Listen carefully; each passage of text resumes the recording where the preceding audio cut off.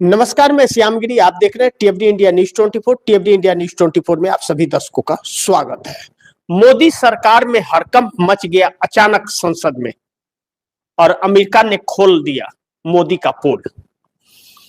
बड़ी अहम मुद्दे पर हम लोग इस वक्त चर्चा करने जा रहे हैं, जो देश के अंदर एक हड़कंप सी परिस्थितियां मचा दिया है और एक साथ सरकार के ऊपर कई सारे सवाल उठ खड़े हुए हैं, जो सरकार भागती हुई नजर आ रही है। और जैसे राहुल गांधी की हर बातों पर यह सरकार सच्चाई की मुहर भी लगा रही है, तो इससे पता चलता है कि सच्चा और झूठा कौन है यह भी। लेकिन राहुल गांधी ने इस देश की सरकार को, मोदी सरकार को, यानी कि जो बैकफुट पर ला करके खड़ा कर दिया है। यह बात तो सच है कि राहुल गांधी द्वारा या विपक्ष कह ले, विपक्ष के द्वारा बनाई गई पिच पर आकर के खेलने के लिए नरेंद्र मोदी को मजबूर होना पड़ रहा है। लेकिन आज राहुल गांधी की वह बात भी सच हो गई जो सुबह जनरल नरवणे की किताब को लेकर के वह आए, जिस किताब पर वह जिक्र करना चाहते थे पार्लियामेंट के अंदर चाइना के मामले पर, और सरकार ने और पार्लियामेंट ने रोक दिया।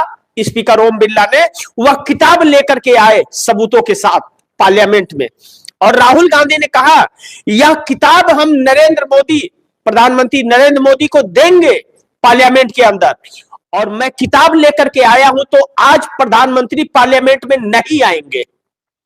यह बात राहुल गांधी ने सुबह ही कही थी, और आज 5 बजे राष्ट्रपति के अभिभाषण पर प्रधानमंत्री का भाषण होना था और प्रधानमंत्री नहीं आए पार्लियामेंट के अंदर, और पार्लियामेंट को स्थगित कर दिया गया कल तक के लिए।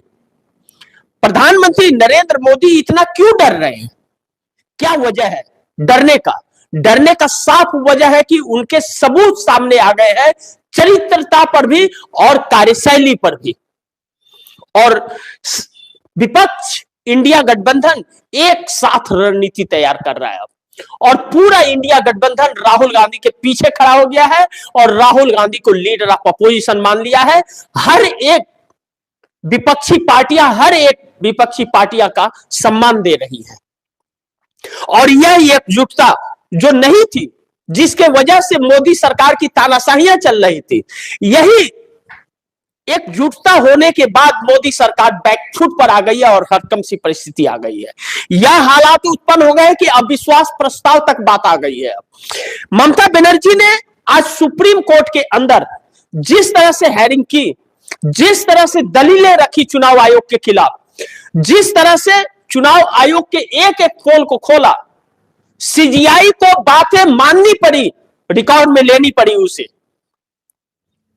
और पूरे सुप्रीम कोर्ट के अंदर दीदी से सुप्रीम कोर्ट गूंज उठा ममता बनर्जी के सम्मान में।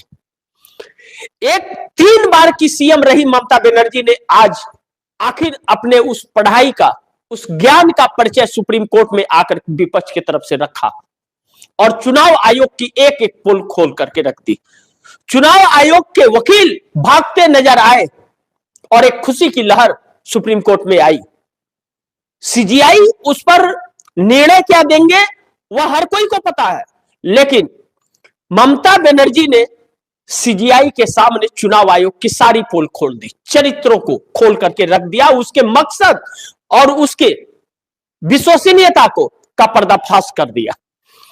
अब ऐसे में ममता बनर्जी ने प्रेस कॉन्फ्रेंस करके आज ही सुबह यह कहा था कि मुख्य चुनाव आयुक्त सीईसी, चीफ इलेक्शन कमीशन, मुख्य चुनाव आयुक्त ज्ञानेश कुमार के खिलाफ महाभियोग पार्लियामेंट में आएगा। मैंने दोपहर में खबर भी वह चलाई थी, आप दर्शकों ने देखी भी, कि 200 प्लस सांसदों के साथ महाभियोग लाया जाएगा, और कल सुबह उस पर बैठक इंडिया गठबंधन की होगी और ममता बनर्जी उसमें शामिल होंगी, उस इंडिया गठबंधन की बैठक में। और यह बैठक ममता बनर्जी बुला रही है इंडिया गठबंधन की। पार्लियामेंट चल रहा है, विपक्ष के हर नेता दिल्ली में मौजूद है और सब उस बैठक में शामिल होंगे, और उसमें रणनीति बनेगी महाभियोग की। और महाभियोग को अगर पार्लियामेंट ने मानने से इनकार किया, स्पीकर ओम बिरला, जो कि मोदी के चहेते अफसर, मुख्य चुनाव आयुक्त ज्ञानेश कुमार के खिलाफ है। तो अगर एक्सेप्ट नहीं किया तो मोदी सरकार के खिलाफ अविश्वास प्रस्ताव इंडिया गठबंधन लाएगा 200 प्लस सांसदों के साथ। यह सरकार के अंदर पूरी तरह से एक हरकंप सी परिस्थिति मची हुई है कि अब क्या करें। खबरें यह भी आ रही, चर्चाओं में चर्चा इस बात की भी चलने लगी है कि इस बात का आभास मोदी सरकार को हो गया कि अविश्वास प्रस्ताव इंडिया गठबंधन लाएगा अगर महाभियोग नहीं माना गया। और महाभियोग पर चर्चा मोदी सरकार करा नहीं सकती, क्योंकि मोदी सरकार और चुनाव आयोग की जो जुगलबंदी है वह सारे पोल खुल जाएंगे और मोदी सरकार के पास जवाब नहीं होगा, उस पर सरकार गिर जाएगी। लेकिन अगर उसको नहीं माना तो जैसा मैंने कहा कि इंडिया गठबंधन ने अविश्वास प्रस्ताव की तैयारी कर रखी है, तो इंडिया गठबंधन 200 प्लस सांसदों के साथ अगर हस्ताक्षर करके स्पीकर ओम बिरला केबिन में जाकर के वह देता है कि इस पर चर्चा करिए, इस पर वोट दिलाइए, मोदी साबित करे कि उनकी सरकार बहुमत में है, तो उसे मानने के लिए मजबूर होना पड़ेगा ओम बिरला को। वह ना नहीं कर सकते, उस पर चर्चा कराना पड़ेगा, विश्वास प्रस्ताव पर वोटिंग भी करानी पड़ेगी, सरकार को साबित भी करना पड़ेगा कि बहुमत है। यहीं पे फंस गई है सरकार। महाभियोग पर भी सरकार गिर सकती है और अविश्वास प्रस्ताव पर भी सरकार गिर सकती है, क्योंकि इसकी नींव कहीं ना कहीं रखी जा चुकी है। अब ऐसे में नरवरे, जनरल नरवरे की किताब जो आई, जो अमेज़न पर बिक रही थी, अभी 2 दिन पहले तक, जिस दिन राहुल गांधी ने यह बात उठाई थी उस दिन तक बिक रही थी, वह अचानक बिकनी बंद हो गई, नॉट अवेलेबल बताने लगा अमेज़न। क्यों? लेकिन वह किताब सेकुलर में आ चुकी थी और 2 साल से उस पर रक्षा मंत्रालय कुंडी मार के बैठा है जनरल नरवरे की किताब पर, उसे परमिशन नहीं दे रहा है छपने का। अब ऐसे में वह किताब राहुल गांधी के हाथ लग गई। पत्रिका का भी हवाला दिया, कारवां पत्रिका एक चर्चित पत्रिका है जिसमें सरकार और डिफेंस को लेकर के हर चीजें छपती हैं। अब ऐसे में जब वह किताब भी जनरल नरवरे की आ गई है सामने, तो राहुल गांधी ने कहा कि हम तो यह देंगे सरकार को, और मोदी भाग खड़े हुए, आए ही नहीं, पार्लियामेंट स्थगित करा दिया, जबकि 5 बजे का वक्त फिक्स था कि प्रधानमंत्री भाषण देंगे राष्ट्रपति के अभिभाषण पर। लेकिन विपक्ष को तो बोलने नहीं दिया, तो प्रधानमंत्री कैसे बोल पाएंगे? विपक्ष कैसे बोलने देगा? सवाल खड़े करेगा, और वह सबूतों के साथ तो भाग खड़े हुए हैं। लेकिन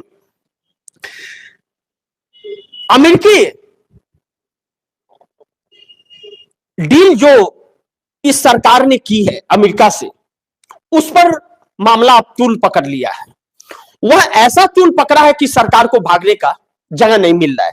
मैं आप दर्शकों से गुजारिश करूंगा, बड़ी ध्यान से इसे समझिएगा, मैं बड़ी विस्तार से आप दर्शकों को इसे समझाने जा रहा हूं। अब अमेरिका से जो डील हुआ, क्या क्या यह तो है कि डील हुआ है। अमेरिका के राष्ट्रपति डोनाल्ड ट्रंप के ट्वीट के बाद अमेरिका के कृषि मंत्री ने भी डोनाल्ड ट्रंप को धन्यवाद देकर के ट्वीट किया और बताया कि डील हो गया है। लेकिन हमारे देश की सरकार ने नोटिफिकेशन नहीं निकाला कि डील हो गई है। लेकिन पीयूष गोयल आते हैं और प्रेस कॉन्फ्रेंस करते हैं 20 मिनट, 15 मिनट विपक्ष को गालियां देते हैं और 5 मिनट घुमाते हैं पत्रकारों को, और इधर उधर की बातें करके निकल जाते हैं। डील अभी एक और मीटिंग बाकी है, अभी फाइनल हो गई है, लेकिन अभी शर्तें क्लियर नहीं हुई हैं, यानी कि लिपापोती करके चले गए। सवाल जब पूछ दिए गए तो भाग खड़े हुए, यानी कि डोनाल्ड ट्रंप अमेरिका के राष्ट्रपति और अमेरिका के कृषि मंत्री के ट्वीट पर अभी तक सारी चर्चाएं हो रही थी, और सरकार सेंट्रल हॉल के अंदर एनडीए गठबंधन के सांसदों को इकट्ठा करके वहां जीत का जश्न मना रही थी कि डील पक्की हो गई है, और माला पहन रहे थे नरेंद्र मोदी, और वह तस्वीरें भी सामने आई, उस तस्वीर को वायरल भी किया गया। तो जब डील पक्की नहीं हुई थी तो डील का जश्न कैसे मनाया? अब ऐसे में अमेरिका ने इसकी पोल खोल दी। सारी डील हो चुकी है और नरेंद्र मोदी की गुजारिश पर हुई है। नरेंद्र मोदी के रिक्वेस्ट पर अमेरिका ने यह डील की है और डील पक्की हो चुकी है। यह कहा गया है वहां कि भारत अमेरिका के किसी भी सामान पर कोई टैक्स नहीं लगाएगा और अमेरिका सामान को डंप करेगा। शब्दों पर ध्यान दीजिएगा, डंप करेगा। जो वहां से सामान थोक के भाव में लाकर के हमारे देश में पटकेगा, गोडाउन में डंपिंग करेगा और टैक्स नहीं लगेगा, जीरो टैक्स, कोई टैक्स नहीं, कोई एक्साइज ड्यूटी नहीं, कोई सरकार का टैक्स नहीं, कोई जीएसटी नहीं, 0% टैक्स। अब ऐसे में यह यूं ही तो नहीं हुआ और अमेरिका ने इसे खुलासा कर दिया। आधिकारिक वहां के टीवी चैनल में इस बात का जिक्र किया गया है, सरकार की तरफ से बयान दिया गया है। अब इसमें हमारे देश का क्या रोल होगा? हमारे देश इस बात पर सहमत हुआ है कि रसिया से किसी भी तरह का एक बूंद भी ऑयल नहीं खरीदेगा और वेनेजुएला से और अमेरिका से सामान मंगाएगा 45.30 लाख करोड़ रुपए का, यानी कि 45,30,000 करोड़ रुपए का वहां से सामान मंगाएगा, खरीदेगा भारत। अब यह तो बड़ी महत्वपूर्ण है। टोटल बजट साल का जो है हमारे देश की सरकार का वह 53,30,000 करोड़ का है और 45,30,000 करोड़ उधर ही दे देगा, तो बचेगा क्या? यानी कि पूरा हमारा देश गुलाम बना दिया। अब इस बात का खुलासा तो अमेरिका ने किया है। जो अमेरिका के ऊपर 15% से 30% टैक्स लगता था, उस टैक्स को भी जीरो कर दिया हमारे देश की सरकार ने और कृषि से आधारित वह सारे सामान, अखरोट हुआ, सेब हुआ, अंगूर हुआ, गेहूं हुआ, चावल हुआ, हर चीज हमारे देश में डंप होगा। और अमेरिका में भारी मात्रा में किसानी, बड़े बड़े किसान जिसके मुकाबले हमारे देश के किसान है नहीं, और भारे भारे उपकरणों, बड़े बड़े उपकरणों का वह इस्तेमाल करते हैं, मशीनरी का। वहां के सामान सस्ते पड़ेंगे और हमारे देश की किसानी खत्म हो जाएगी, जमीनें बंजर होने लगेगी, किसान खेत में अनाज उगाना बंद करना लगेंगे क्योंकि उनके सामान सड़ने लगेंगे, उन्हें नुकसान होने लगेगा। तो हमारे देश की सरकार ने यह क्यों किया? इसका पोल उसने खोल दिया अमेरिका ने कि हाँ या सौदेबाजी हो गई, हमारी फाइनल है डील।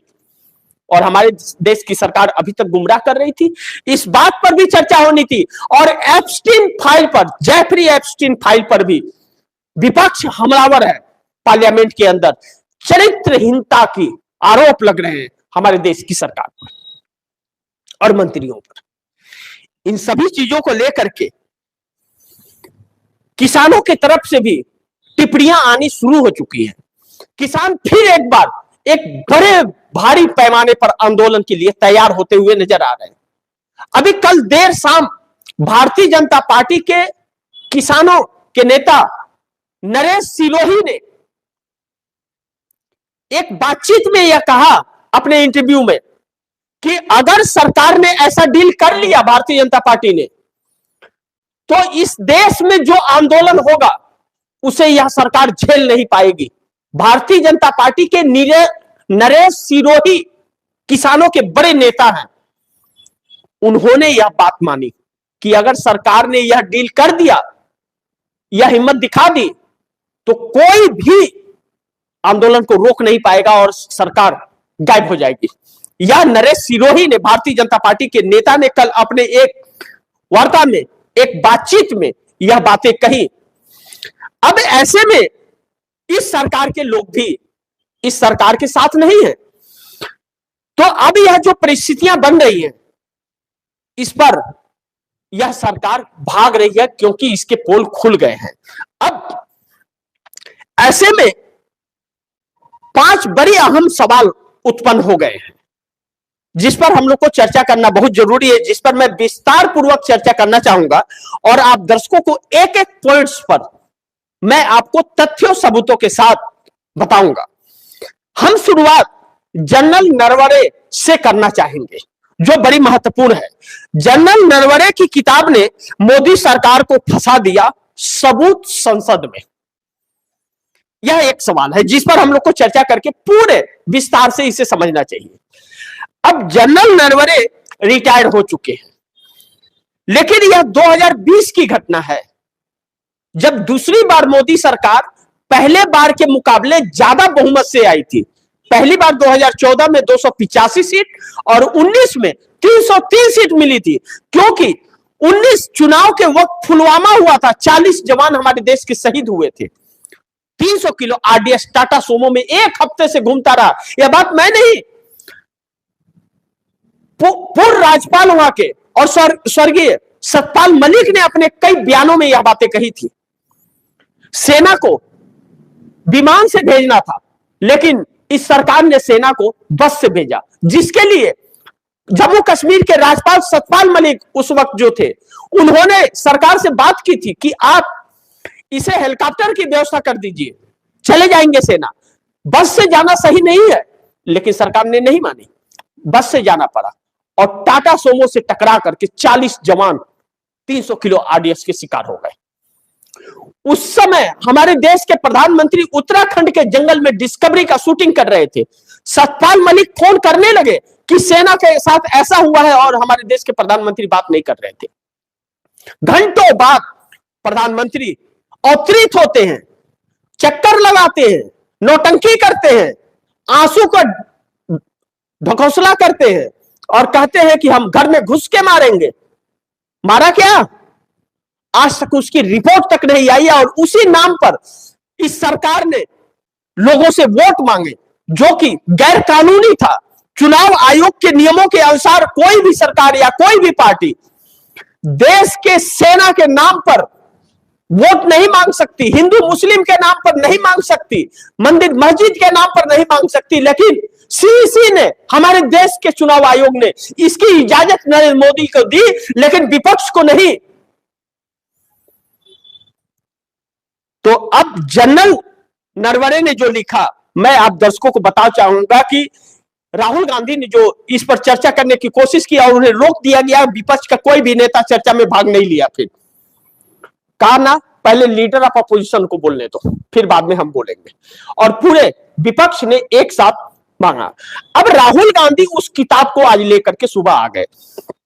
उन तथ्यों को आप दर्शकों को समझना चाहिए कि राहुल गांधी ने यह कहा कि यह नरवणे की किताब मैं लेकर के आया हूं, जिसे सरकार कह रही कि प्रकाशित नहीं हुआ।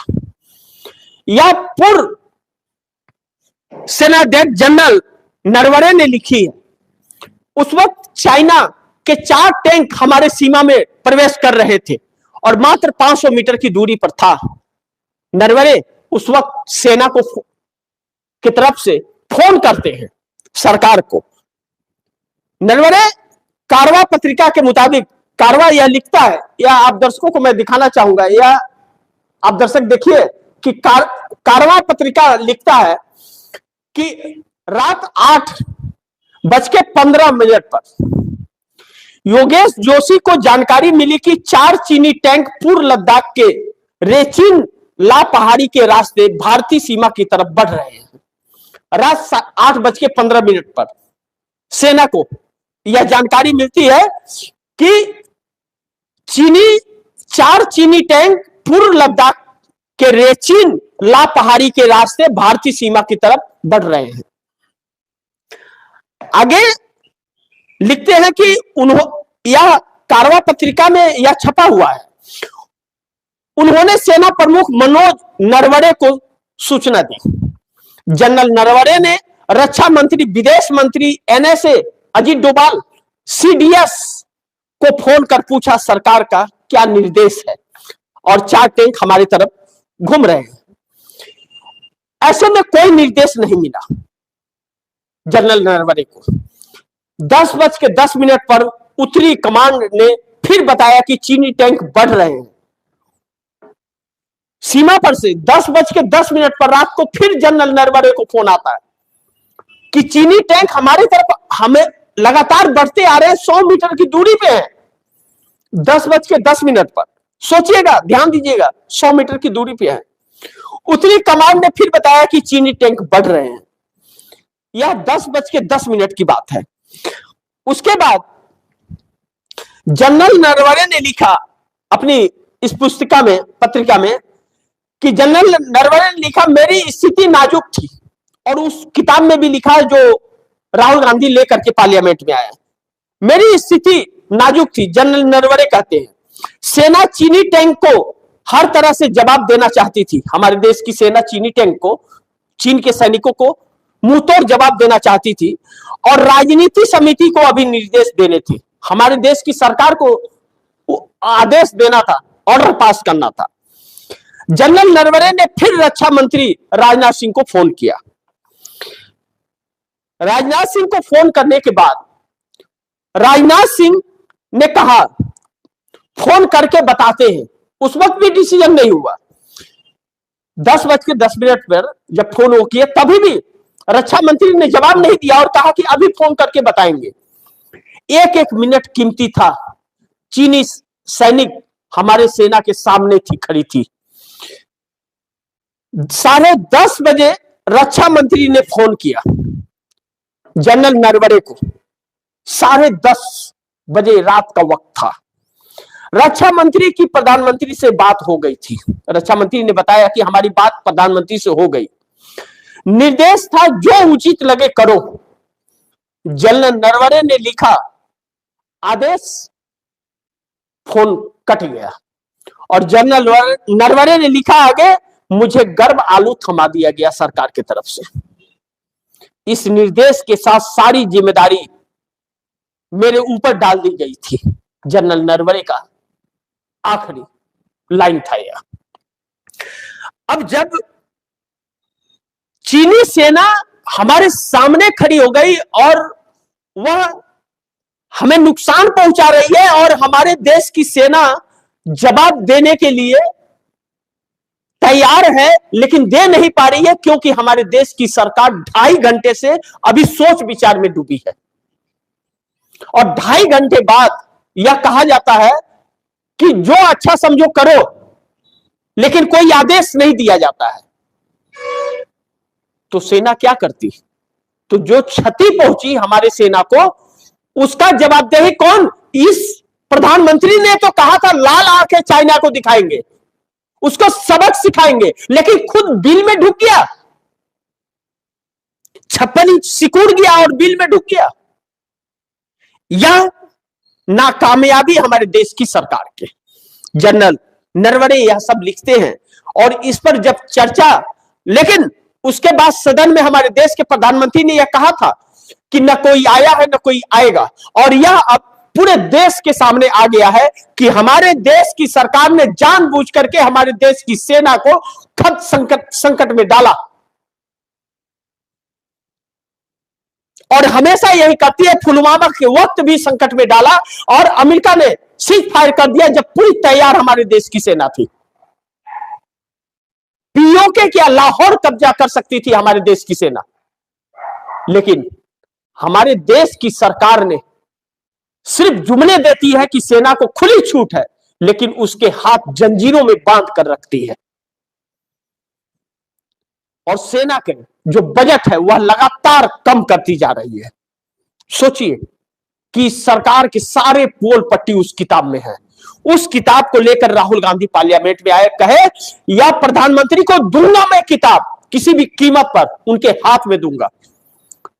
और बाद में कहा कि देख लीजिएगा, प्रधानमंत्री पार्लियामेंट में आएंगे नहीं, क्योंकि मैं किताब लेके आया हूं। और आज 5 बजे शाम को भाषण होने वाला था प्रधानमंत्री का राष्ट्रपति के संबोधन पर, और प्रधानमंत्री नहीं आए और स्थगित कर दिया गया पार्लियामेंट। क्यों? यह खौफ और डर है सरकार का। सच्चाई सामने आ चुकी है। अब नंबर 2 पॉइंट्स पर हम लोग चर्चा करते हैं। इंडिया गठबंधन मोदी सरकार के खिलाफ अविश्वास प्रस्ताव लाएगा। सरकार का झूठ पकड़ा गया। अब जिस अविश्वास प्रस्ताव की बात हो रही है, बड़ी महत्वपूर्ण बिंदु है यह कि ममता बनर्जी सुप्रीम कोर्ट में आज इस सरकार की पोल खोल रही थी। ममता बनर्जी ने एक प्रेस कॉन्फ्रेंस करके कहा कि मुख्य चुनाव आयुक्त के खिलाफ महाभियोग लाया जाएगा। पार्लियामेंट में 200 प्लस सांसदों के साथ कहा गया कि कांग्रेस के 100 सांसद, समाजवादी पार्टी के 37 सांसद, 39 सांसद डीएमके के और 29 सांसद ममता बनर्जी के एक साथ हस्ताक्षर करके महाभियोग के लिए स्पीकर ओम बिरला को पत्र देंगे। अब स्पीकर ओम बिरला को पत्र देंगे तो महाभियोग को मंजूरी देना और न देना यह स्पीकर के हाथ में है कि स्पीकर मंजूरी देते हैं या नहीं देते हैं। अगर मंजूरी नहीं देते हैं तो लाख कोशिश कर ले विपक्ष, अब महाभियोग नहीं आ सकता।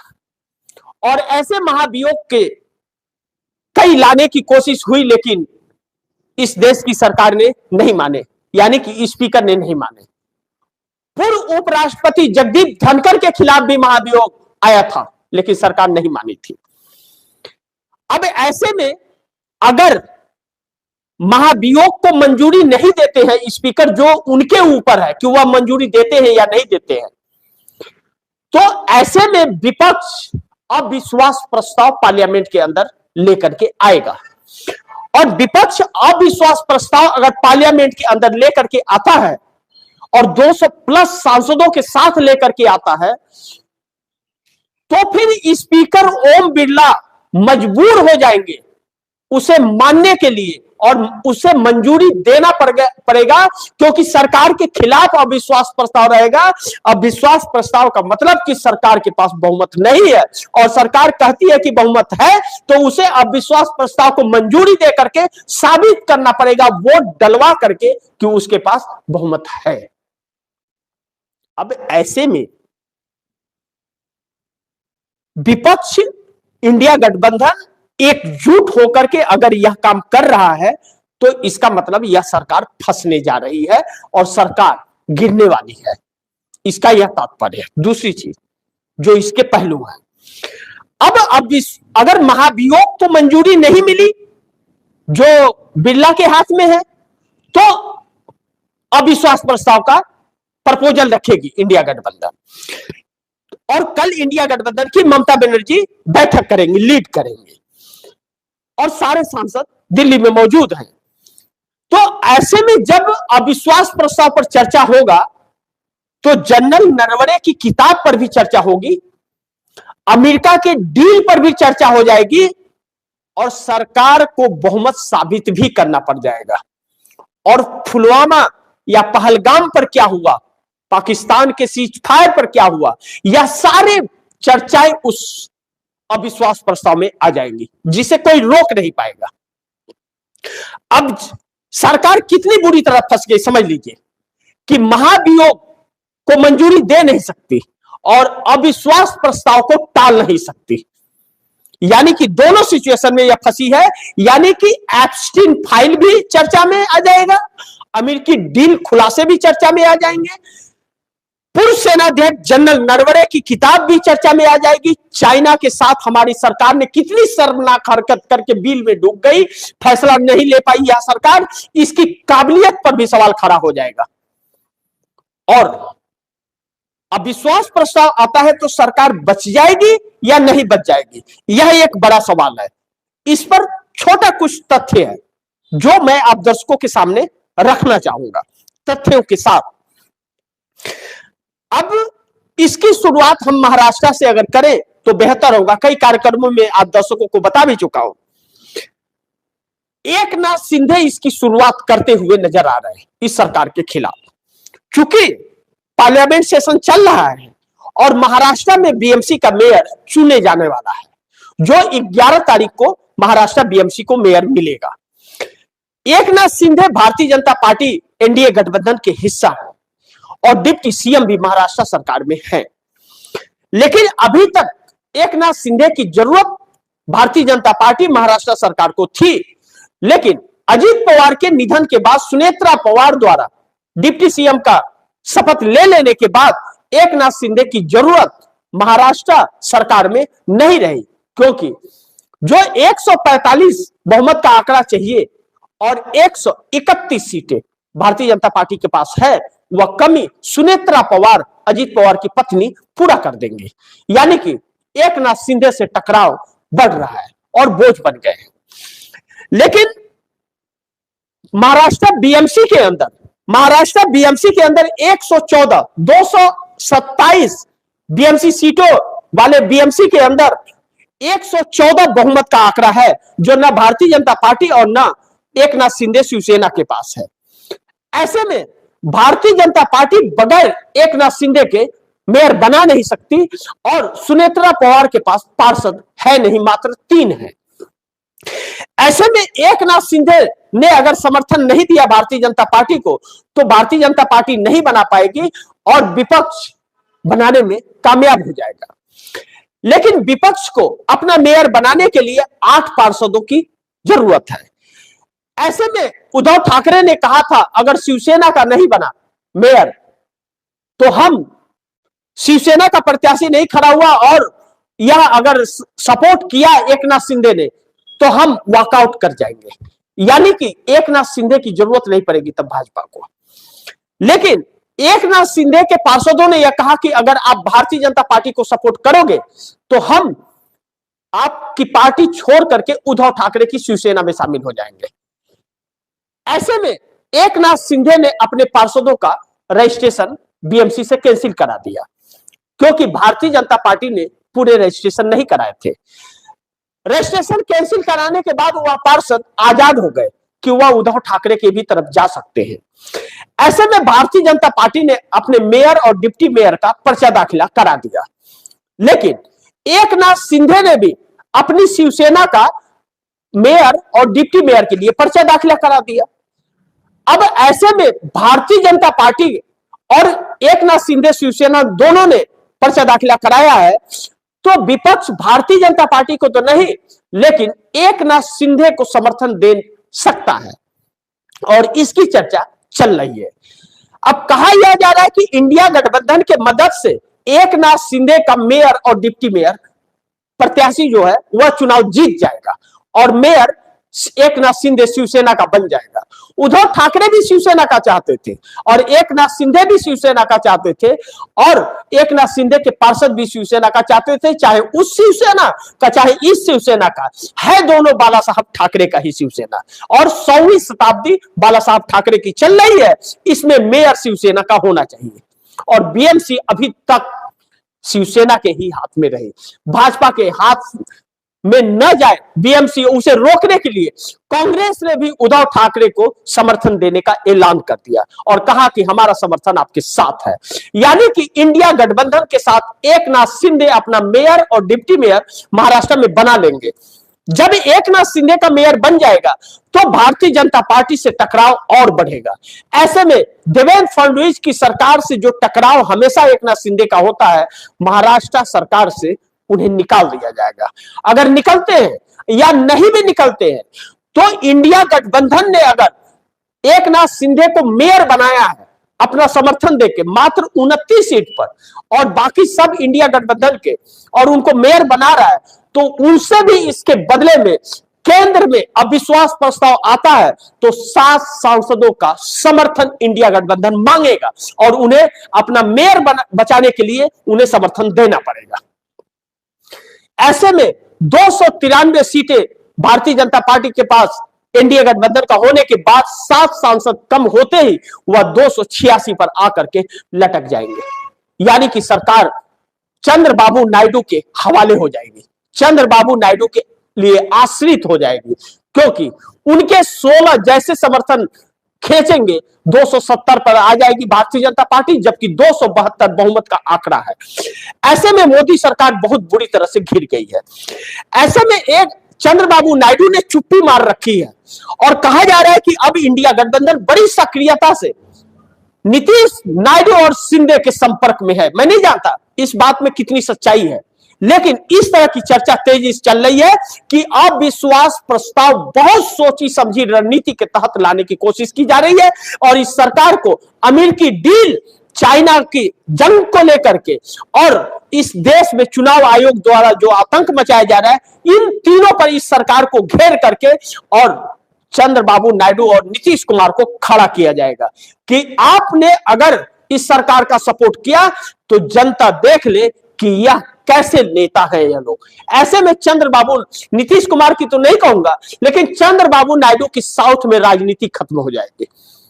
चंद्रबाबू नायडू यह रिस्क कभी भी नहीं लेंगे, इसलिए चंद्रबाबू नायडू ने चुप्पी साधी हुई है। पिछले दिनों अखिलेश यादव हैदराबाद जाकर के चंद्रबाबू नायडू के बड़े बड़े नेताओं से मुलाकात किए थे और चंद्रबाबू नायडू ने भी 1 फरवरी का अल्टीमेटम मोदी सरकार को दिया था कि हमारे पास ऑफर है, आप वादा पूरा करो या ना हम अपने ऑफर पर विचार करेंगे। और वह वादा मोदी ने पूरा नहीं किया और सरकार गिर गई है। ऐसे में देखना यह महत्वपूर्ण होगा कि चंद्रबाबू नायडू फिर इस सरकार को समर्थन नहीं देंगे। अगर दे दिए तो आंध्रा के किसान उनके विरोध में हो जाएंगे, क्योंकि पहले ही मुस्लिम और समुद्री किसान नाराज है, क्योंकि अमेरिका का डील मतलब इस देश को बेचने वाला होगा। तो ऐसे में चाइना को हमारे देश की सीमा पर के अंदर ढुक गया हमारे सरकार की वजह से, जिसने परमिशन नहीं दिया, तो क्या वैसी सरकार को चंद्रबाबू नायडू समर्थन करेंगे? यानी कि बुरी तरह से यह सरकार फंस गई है और इस सरकार को निकलने के लिए कोई रास्ता नहीं बच रहा है। लेकिन दूसरी तरफ ममता बनर्जी ने बहुत चालाकी से सुप्रीम कोर्ट के अंदर अपनी सारी बातें रख दी और चुनाव आयोग का वकील भागता फिरता रह रहा था। ऐसे में वकीलों में एक खुशी की लहर ममता बनर्जी की जिरह को लेकर के दिखी और दीदी दीदी कह करके ममता बनर्जी के साथ तस्वीर खिंचाते नजर आए।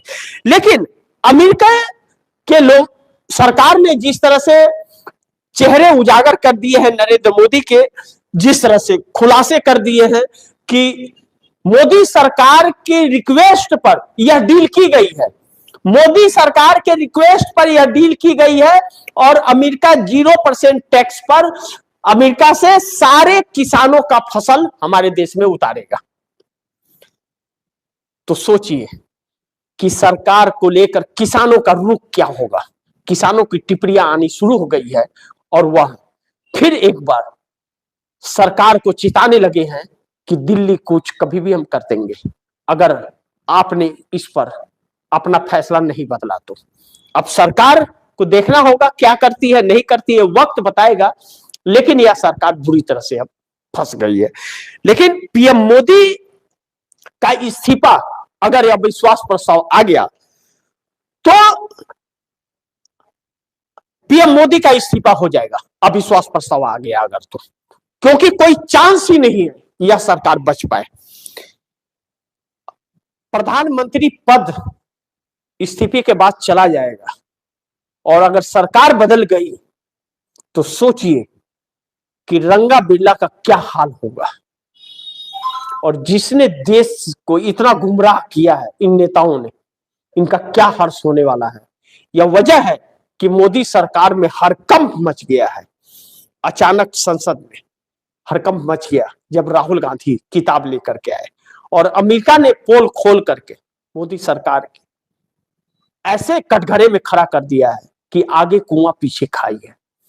बाकी आप दर्शक क्या सोचते हैं, लेकिन यह तो तय है कि पीएम मोदी का इस्तीफा हो जाएगा। अगर अविश्वास प्रस्ताव आ गया तो इसके बाद इस्तीफा प्रधानमंत्री के पद से होना तय है, इस बात से इनकार नहीं कर सकते। बाकी आप दर्शकों की जो भी राय हो कमेंट बॉक्स में जरूर दीजिएगा और इस खबर को ज्यादा से ज्यादा शेयर कीजिएगा, अपने दोस्तों को भी कहिएगा आगे शेयर करें। और आपने अगर टीएफडी इंडिया न्यूज़ 24 को सब्सक्राइब नहीं किया सब्सक्राइब कर लीजिएगा, अपने दोस्तों को भी कहिएगा सब्सक्राइब करें। मिलते हैं अगली खबर के साथ, तब तक के लिए नमस्कार।